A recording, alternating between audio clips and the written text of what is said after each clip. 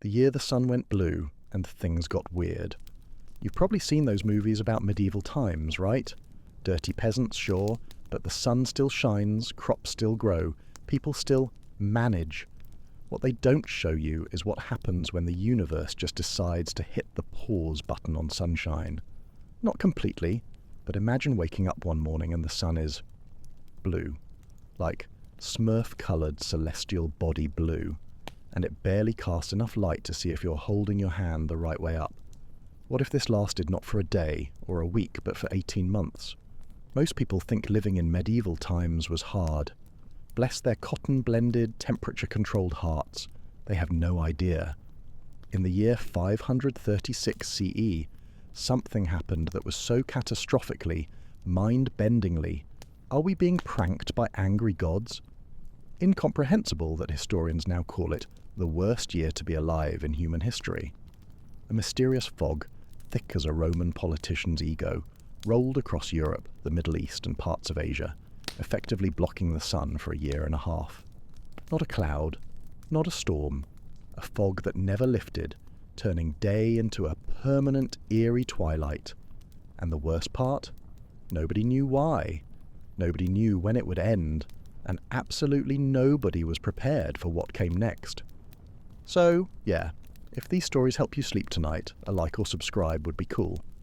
Also, drop where you're listening from and the time. I check the comments, and it's crazy seeing people from like Australia and Norway on the same video. Alright, tonight it's the year 536 CE, but before we go anywhere, get cozy. Like, actually cozy. Pillows? Good. Blanket situation handled? Perfect. Trust me on this one. Welcome to the Roman Empire. Enjoy your stay. So, congratulations. You've just woken up in the Byzantine Empire, March of the year 536. You're lying on a straw mattress, not like your memory foam back home. This thing is basically a burlap sack stuffed with whatever crunchy plants your family could gather last autumn. It crinkles when you move, pokes you in weird places, and it's definitely home to a few insects you've learned to ignore. You can already tell something's wrong. Usually dawn brings a warm, golden glow through the wooden shutters of your one-room house. But today it's different. The rooster crowed, probably confused, but the light hasn't followed. Maybe it's just cloudy. You've seen storms before. Your father is already by the door, peering outside with a confused look on his face. Your mother is stoking the small fire in the centre of the room, the smoke escaping through a hole in the thatched roof. "What is it?" your mother asks, noticing your father's expression. He shakes his head. "Come look." You follow them outside, and that's when you see it. The sky is wrong. It's morning, but it looks like late dusk.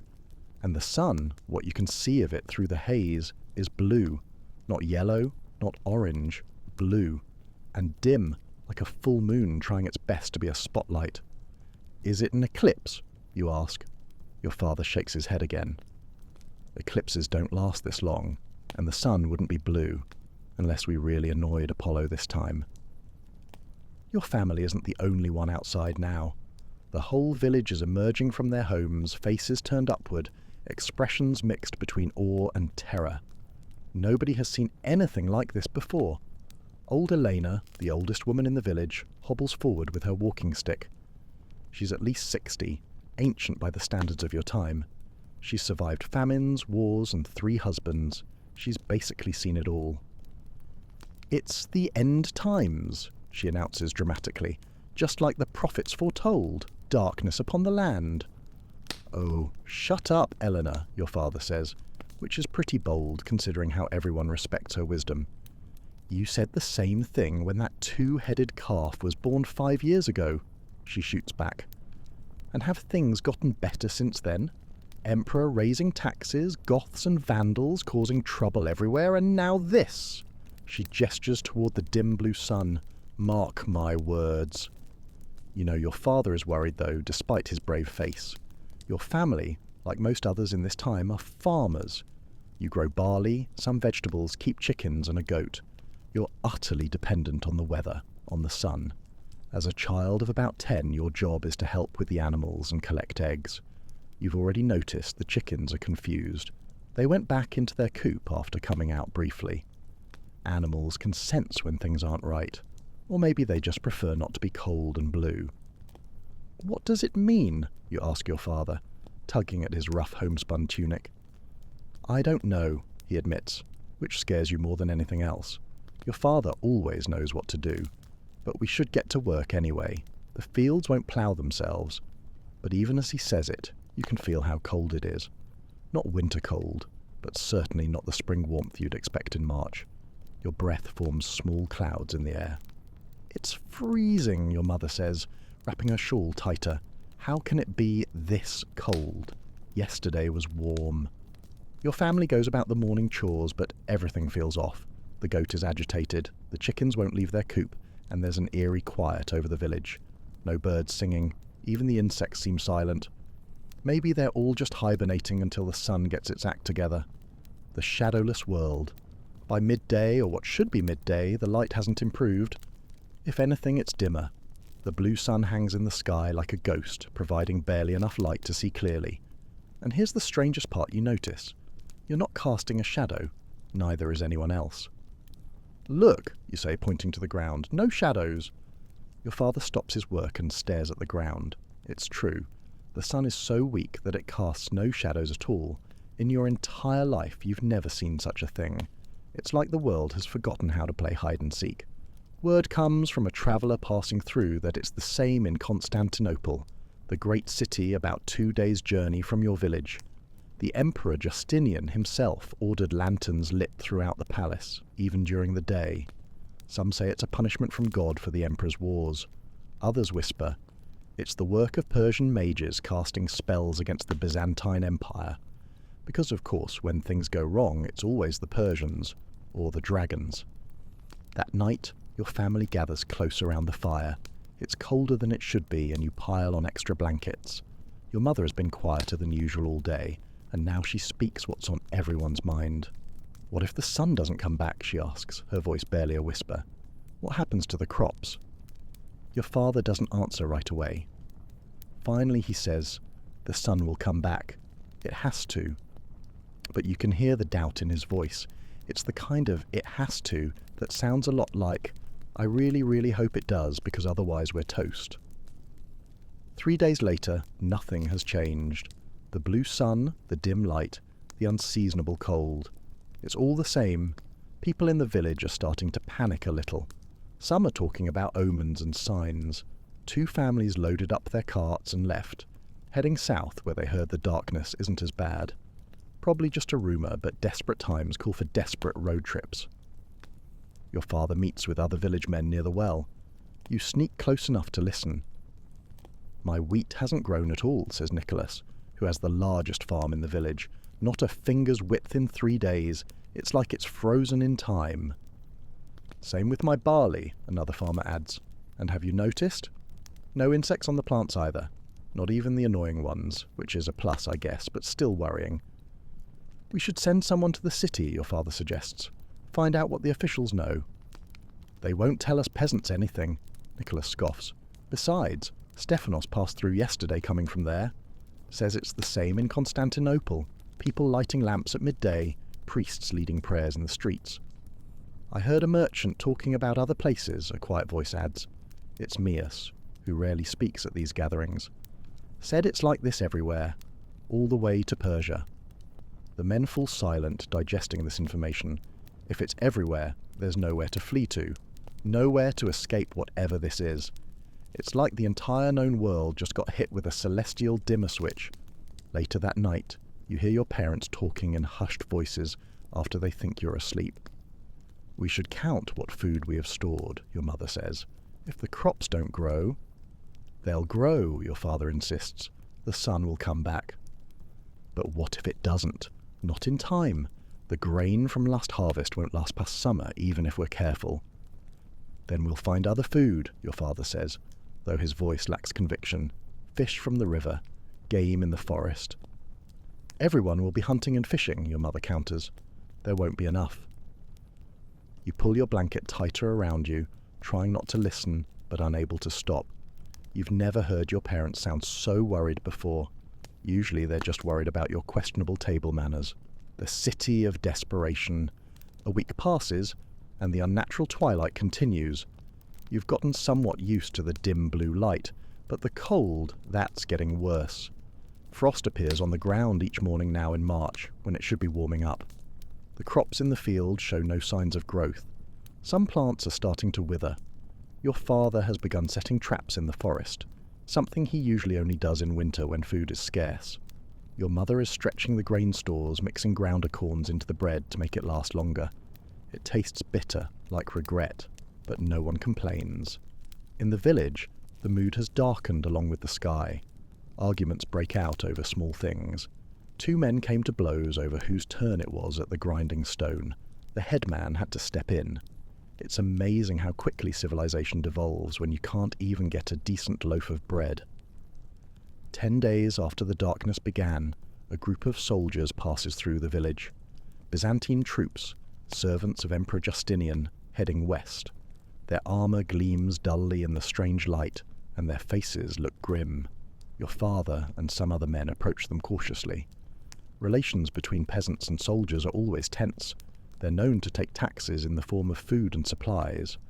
Because, when the world's ending, the emperor still needs his cut.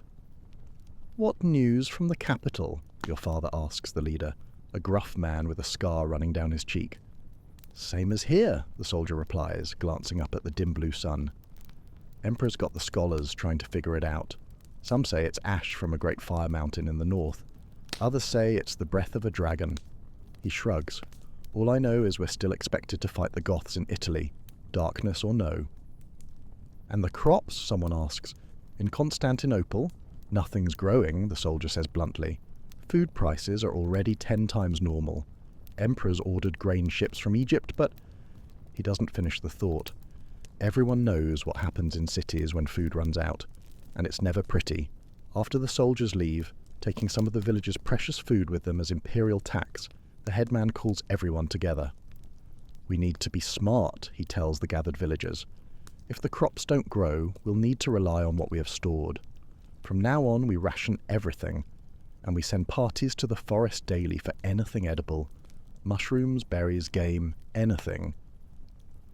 "What about the city?" someone calls out. "Should we go there?" The headman shakes his head. "Cities will be the first to starve. Better to be here, where we at least have land and forest." As people disperse, you notice how they're careful not to make eye contact with neighbours. Everyone is already thinking about their own family's supplies, mentally calculating how long they can last. It's a fun game called Who Starves First. That night, you awaken to the sound of a commotion outside. Your father grabs his pitchfork and goes to the door. Your mother holds you back. Through the crack in the door, you see flickering torchlight and hear angry voices. Someone has broken into the village storehouse where seed grain is kept. The headman and several others have caught the thief. It's Dmitri, whose family arrived in the village only last year. "My children are hungry," he's shouting as they hold him. "We're all going to be hungry," the headman says grimly. "But if we eat the seed grain now, we'll have nothing to plant when the sun returns. If it returns." "My family can't wait for if," Dmitri spits. The punishment for stealing seed grain is severe in normal times. Dmitri might be banished or worse, but these aren't normal times. 3 days in the stocks, the headman pronounces, and your family's rations cut for a week. It seems both harsh and lenient at the same time. Harsh, because in this cold, 3 days outside could mean death. Lenient, because in normal times the punishment would be much worse. It's like the headman is trying to invent tough love in a global catastrophe. The road to Constantinople. As the days turn into weeks, the strange twilight becomes the new normal. Your eyes have adapted to seeing in the dim blue light, but the cold, that's getting worse. It's now April, when flowers should be blooming and the air should be warm, but instead, there's frost every morning. The crops in the fields are stunted or dying. Your family's food stores are running low, and you've all lost weight. Your mother has been skipping meals, claiming she's not hungry, but you know she's giving her share to you. The forest has provided some food, mushrooms, early berries, a few rabbits from your father's traps, but not enough. News trickles in from travellers. It's the same everywhere, from Hispania to Persia. The sun is dimmed, crops are failing. The Byzantine Empire, already stretched thin by Emperor Justinian's wars, to reconquer the Western territories is struggling to feed its people. Turns out, conquering empires is harder when everyone's starving. One morning, about a month after the darkness began, you wake to find your father already gone. Your mother says he's joined a group of men from the village on a hunting expedition deeper into the forest than they usually go. They'll be gone for several days. While he's away, you take on more responsibilities. You check the small vegetable garden daily, willing the plants to grow in the cold twilight. You collect the few eggs the confused chickens still lay. You help your mother search the forest edge for anything edible. On the third day after your father left, you're collecting firewood near the edge of the forest when you hear a sound. Looking up, you see a deer, a young doe, watching you cautiously from between the trees. In normal times, this would be extraordinary luck. Deer usually stay deep in the forest, away from humans. But these aren't normal times. The deer looks thin, its ribs visible even from where you stand. The cold and lack of plant growth is affecting all creatures. You freeze, barely daring to breathe. You have no weapon, nothing to capture this potential feast. The deer stares at you for a long moment, then silently turns and disappears into the forest. It's probably thinking, "Nope, not worth the effort, kid." When you tell your mother later, she sighs. The animals are struggling too, everything is. That night, lying on your straw mattress, you stare up at the thatched roof of your home and wonder what will happen next. Will the sun ever return to normal? Will the crops grow again? Or is this the new world, cold, dim and hungry? Your father returns the next day with the hunting party. They look exhausted and disheartened. Between the 5 of them, they've managed to catch only 1 boar and a few squirrels. Hardly worth the 4 days they spent hunting. The forest is empty, your father tells your mother when they think you can't hear. The animals are either hiding or dead, and we weren't the only ones hunting. We saw people from other villages, even some who looked like they'd come from the city. "What are we going to do?" your mother asks, fear evident in her voice. Your father is silent for a long moment. "We might have to go to Constantinople," he finally says. "At least the emperor will have food. He won't let the capital starve, even if the rest of the empire does." The idea of leaving your home is terrifying. You've never been further than the nearby market town. Constantinople is a day's journey away, a place you've only heard about in stories, a great city with walls higher than the tallest trees, with a magnificent Hagia Sophia church, with more people than you can imagine. But the prospect of food, real food, not just thin soup and bitter acorn bread, is tempting. Welcome to the imperial city, sort of. The next day, the headman calls another village meeting. The news isn't good. The imperial tax collectors are expected soon, and they'll demand their usual share of the village's production, darkness or no. "We barely have enough for ourselves," someone protests. "How can we give anything to the emperor?" "We have no choice," the headman says wearily. "If we refuse, they'll take it by force and punish us besides." "Then what do we do?" your father asks. "Wait here to starve?" The headman has no answer. No one does. 2 days later, as the unnatural twilight continues into its 6th week, your family makes a decision. Like many others in the village, you'll go to Constantinople. The city will be dangerous, especially now, but staying means certain starvation when winter comes. You pack what little you can carry, some clothing, your mother's prized bronze cooking pot, a small sack of precious grain, a knife. Your father trades your goat to Nicholas for a small cart that you'll pull yourselves, since you have no horse or oxen. Nicholas looks a little too happy about getting a goat in trade, which isn't exactly reassuring. The morning of your departure, you take a last look at the home you've known all your life. The dimness hasn't improved. If anything, the haze seems thicker, the blue sun fainter. The fields that should be green with growing crops are brown and withered. As your family sets off down the road toward Constantinople, joining a stream of other desperate people all heading for the city, you wonder what will happen next in this darkened world. You've never known real hunger before, or real fear, but looking at the faces around you, gaunt, determined, frightened, you realize this is just the beginning. The darkness that fell in March of 536 CE would last for 18 months. And what came after would be even worse. Spoiler alert, it's not rainbows and sunshine. The road to Constantinople is packed with people, Not just from your village, but from every farm and settlement for miles around.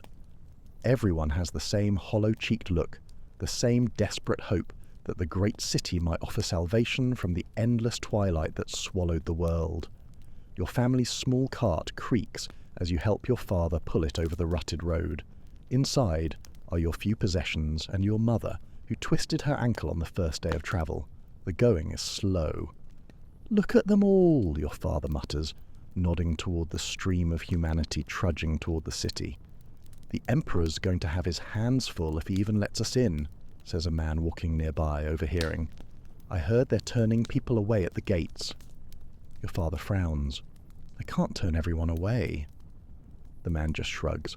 "City's got to feed who it's got already." The thought sends a chill through you that has nothing to do with the unseasonable cold. What if you make this journey only to be turned away? That would be just typical. Theodora's willow bark and other city charms. As night falls, though it's hard to tell the difference between day and night anymore, your family joins others making camp by the roadside. Small fires flicker in the gloom, casting more light than the hidden sun did all day. The mood is subdued. No one has much food to share, and those who do guard it jealously. Your mother wincingly examines her swollen ankle by firelight. It's not getting better. "I can walk tomorrow," she insists, though you can see the pain in her eyes, and probably in her soul. An old woman from another village hobbles over to your fire. "Got yourself a bad twist there," she says, gesturing to your mother's ankle. Without waiting for an invitation, she sits down next to her. "I'm fine," your mother says stiffly. "Of course you are," the old woman says with a snort. "And I'm the Empress Theodora." She reaches into a pouch at her waist and pulls out some leaves. "Willow bark? Chew it. Tastes like horse piss, but it'll help with the pain." Your mother hesitates, then takes the offering with a nod of thanks. Turns out desperation makes you try anything that promises not to taste exactly like horse piss. "Been on the road 3 days, the old woman continues, settling herself more comfortably. "Left when my son's family did. They've gone on ahead. Younger legs move faster." She looks around at the makeshift camp, the dozens of small fires dotting the darkness. "Never seen anything like this, not in 70 years of living." "The darkness, you mean?" your father asks. "All of it. The cold, the dying crops." She shakes her head. "Lived through 2 famines in my time. This feels worse. At least then we knew what was happening. This..." She gestures toward the dim sky. "This ain't natural." In the morning, if you can call it morning when the sky merely shifts from black to a deep blue twilight, your family continues toward Constantinople. Your mother insists on walking despite her ankle, though she leans heavily on a stick. The old woman from last night, who introduced herself as Agatha, joins your small group. "Safety in numbers," she says, though you suspect she's just lonely, and probably needs someone to complain to. By midday, the great walls of Constantinople come into view. Even in the dim light, they're an awesome sight. Massive stone barriers stretching across the horizon, taller than anything you've ever seen. Above them rise domes and spires, the tops of palaces and churches, but something's wrong. The road leading to the main gate is completely jammed with people, hundreds of them, maybe thousands, and the gate itself is closed, with armoured soldiers standing guard before it. "That doesn't look good," your father says, stating the obvious. As you get closer, you can hear shouting. The crowd is angry, demanding to be let in. The soldiers keep them back with spears and shields. "Citizens of the Empire only," one soldier bellows through a metal helmet. "By order of Emperor Justinian, show proof you're registered for the Annona or turn back." The Annona is the system of grain distribution for citizens of the capital. Your family, as rural farmers, has no such registration. "What do we do now?" your mother asks, her face pale with pain and fear. Your father surveys the scene, thinking. "We need another way in," he says finally. "A smaller gate, maybe, or someone who can vouch for us." "The harbour of Theodosius," Agatha pipes up. Everyone turns to look at her. "My son works the docks there. If we can find him, he might help." "It's a slim chance, but Better than nothing. Your father nods, and your small group breaks away from the main road, circling west around the city walls toward the harbour. The detour adds hours to your journey. By the time you reach the harbour, the dim daylight is fading toward true night. Welcome to the docks. You smell like fish now. The harbour is busy despite the late hour, with ships being frantically unloaded. Even in the gloom you can see their grain ships, their cargo precious beyond measure in these dark times.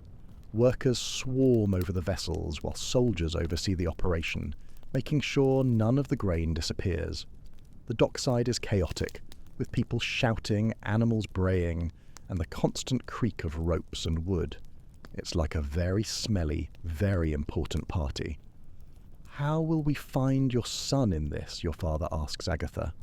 "He's a foreman, name of Demetrios," she replies. "Everyone knows him." Your father asks a few dock workers about Demetrios. Most ignore him or shake their heads, too busy to help. But finally, one points toward a large warehouse. Might be in there, tallying the new shipment. Your father thanks him with a small piece of bread, a valuable gift now, and your group heads toward the warehouse. Inside, it's surprisingly warm from the bodies of dozens of workers hauling sacks of grain. Oil lamps hang from posts, creating pools of yellow light in the gloom. "Demetrios!" your father calls. "We're looking for Demetrios!" A burly man with a short beard looks up from a table where he's making marks on a wax tablet. "Who's asking?" "We brought your mother," your father says, gesturing to Agatha. The man's face changes instantly. "Mother!" He hurries over, embracing the old woman. "What are you doing here? I told you to stay in the village." "Village is dying," Agatha says simply. "Everyone's leaving." Demetrios looks past her at your family, his expression weary. "And these people helped me on the road. Good folks." He sighs, running a hand through his hair. "Mother, the city is overflowing already. There's barely enough food, even with the Emperor's Egyptian shipments. They've closed the gates to anyone without citizen rights." "Please," your mother says, stepping forward. "We have nowhere else to go. Our crops have failed. Everything's dying in this darkness." Demetrios looks at her, then at you, a child with hungry eyes, and his resolve visibly weakens. "I can get you inside the walls," he says finally. "Finding you a place to stay and food to eat, that'll be harder." "We'll work," your father says quickly. "Whatever jobs need doing. I'm strong and I know farming." Demetrios laughs, but there's no humour in it. "Farming in the city with the sun gone?" He shakes his head. "But there's always work on the docks. Hard work, mind you, for little pay." "Anything," your father says. "We just need a chance. City life, it's not a vacation." That night, your family sleeps in a corner of the warehouse on sacks of grain, the most comfortable bed you've had in weeks despite the hard lumps. Demetrios brings you a small portion of fish stew, more flavour than you've tasted since the darkness began. "Don't tell anyone I gave you this," he warns. Food riots started last week. People are desperate, and apparently not above fighting for fish stew. In the morning, Demetrios leads your family through a small service gate in the walls. He's vouched for you as workers for the harbour, which gets you past the guards, though they look at you suspiciously, and then you're inside Constantinople, the greatest city in the world.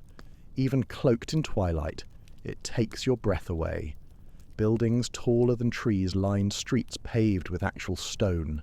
People of every description hurry past, not just farmers and labourers like in your village, but men in rich robes, women with painted faces, soldiers in gleaming armour, priests in flowing garments. And the noise! After the quiet of your village, the constant din of voices, animals and commerce is overwhelming. But beneath the spectacle, you can see signs of the same fear that drove your family here. The faces of the city dwellers are drawn with hunger. Markets that should be bustling have half-empty stalls. Soldiers patrol everywhere, hands on their weapons. Outside a large building, hundreds of people line up for what you guess is a distribution of food. "The Emperor ordered the city granaries opened," Demetrios explains, following your gaze. "Each citizen gets a ration. Not enough, but something. You're not citizens," so he leaves the implication hanging.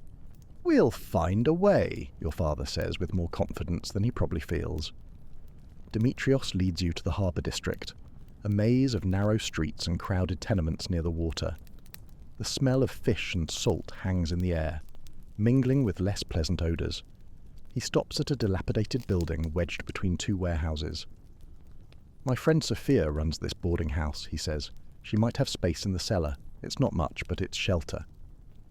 The cellar turns out to be little more than a stone room with a dirt floor, already occupied by two other families. But it's dry and safer than the roads outside the city. Your mother nearly weeps with relief when she can finally rest her injured ankle. "How much?" your father asks, already reaching for the small pouch where he keeps your family's few coins.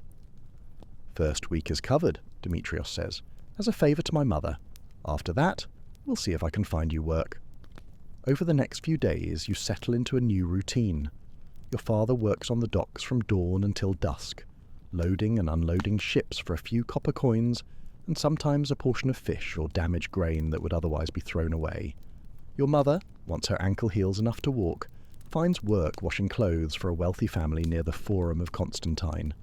You're left to your own devices much of the time, a freedom both exciting and terrifying. The city is a dangerous place for a child alone, but also full of wonders. You quickly learn which market stalls might give a hungry child a crust of bread out of pity, which streets to avoid because of gangs, who are probably just hungry too, and how to make yourself useful enough that adults won't chase you away. Profits, fire mountains, and forbidden gardens. One day, about 2 weeks after arriving in the city, you're helping an old baker stack his empty baskets when you notice a commotion near the Forum. A crowd has gathered, listening to a man in elaborate robes speaking from the steps of a building. Curious, you edge closer. "A test from God," the man is saying, his voice carrying over the crowd. "The darkness has come because we have strayed from the true path. Emperor Justinian builds his grand churches while allowing heresy to flourish." Some in the crowd murmur agreement, others look uncomfortable. "The sun hides its face because of our sins," the man continues. "Repent, give what you have to the church, and pray for salvation before it's too late." "That's Cosmos," says a voice beside you. You turn to see a boy about your age, skinny, with dirt-smudged cheeks. He's been preaching doom since the darkness started. Seems pretty happy about it, actually. "Is he right?" you ask. "Is it because of sins?" The boy shrugs. "My dad says it's because of a fire mountain far away. He was a sailor before the ships stopped coming. Says he saw one once, spitting fire and smoke into the sky."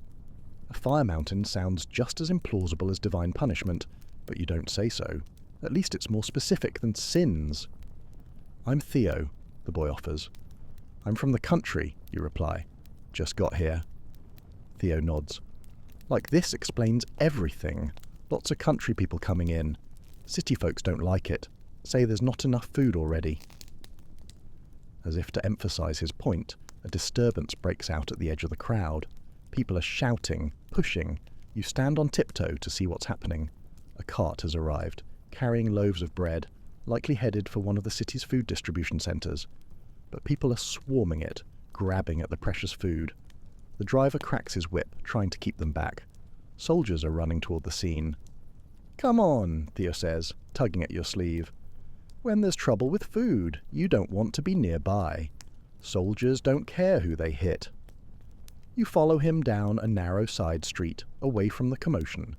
Behind you, you can hear shouting and the sounds of fighting. "Happens all the time now," Theo says matter-of-factly. "My mum says if the darkness doesn't lift soon, the whole city will tear itself apart. Which would be quite a spectacle, if you weren't so busy trying to not starve." Seeds of hope and trouble. As the weeks pass, summer arrives, though you'd never know it from the temperature. It remains unseasonably cold, with frost appearing some mornings even in June. The blue sun continues to shed its weak light through the haze. If anything, the dimness seems to be getting worse. News from outside the city is grim. Crops are failing across the empire. Food grows more expensive by the day. Emperor Justinian has ordered more grain ships from Egypt and North Africa, but they can't feed everyone. The poor suffer first, as always. Because that's how empires work. Your family's situation is precarious. The work on the docks is sporadic. Some days your father comes home with pay. Other days there are no ships to unload. Your mother's employers have cut her wages, claiming financial hardship. The small room you share with two other families feels smaller as tensions rise. It's like a very, very cramped reality show. One evening, your father returns from the docks with a small package wrapped in cloth. His face is tense but excited as he gathers your family in a corner of the cellar, away from the others. "Look," he whispers, unwrapping the bundle to reveal a handful of beans, some withered vegetables and a small piece of salted fish from a ship that came in today from the south. "The captain said the darkness isn't as bad there." "We should go south then," your mother says immediately. Your father shakes his head. "No ships taking passengers, and the roads—" He doesn't need to finish. You've all heard the rumours about the roads. Bandits, desperate people, entire villages stripped bare by hungry travellers. It's not exactly a scenic route. "We plant these," he says instead, pointing to the beans. "I found a spot near the city wall, a little garden patch someone abandoned." Your mother looks sceptical. "In this darkness, in this cold?" "We have to try," your father insists. "We can't depend on dock work forever." The next day, you help your father in his secret garden, a small plot of earth in the shadow of the massive city walls. The ground is hard, resistant to the crude tools you fashioned from scrapwood, but your father works with determination, turning the soil, creating neat rows. "Just like home," he says, trying to sound cheerful, except for the giant wall blocking what little sun there is and the constant fear of starving. "Will they really grow?" you ask, looking doubtfully at the beans he's carefully placing in the earth. "They might," he says, "if the darkness lifts soon. If not—" He doesn't finish the thought. As you're covering the last of the seeds, a shadow falls over you. Looking up, you see two city guards watching your work with interest. "What's this, then?" one asks, his hand resting casually on his sword hilt. "Digging by the city walls?" Your father stands slowly, wiping dirt from his hands. "Just a small garden, sir." "Trying to grow a few vegetables." The guards exchange looks. "Emperors declared all food production under imperial control," the second guard says. "Private gardens aren't permitted during the emergency." "We're just trying to feed ourselves," your father protests. "We won't take from anyone else." "Rules are rules," the first guard says. Then he lowers his voice. "Look, I don't like it either, but people are watching. If we let you garden here, everyone will want their own plot. And then what? Fighting over every scrap of dirt in the city." "Please," your father says, but his voice is desperate, defeated. The guards look at each other, then back at your small, pathetic garden. It's clear this little patch of hope is not going to last.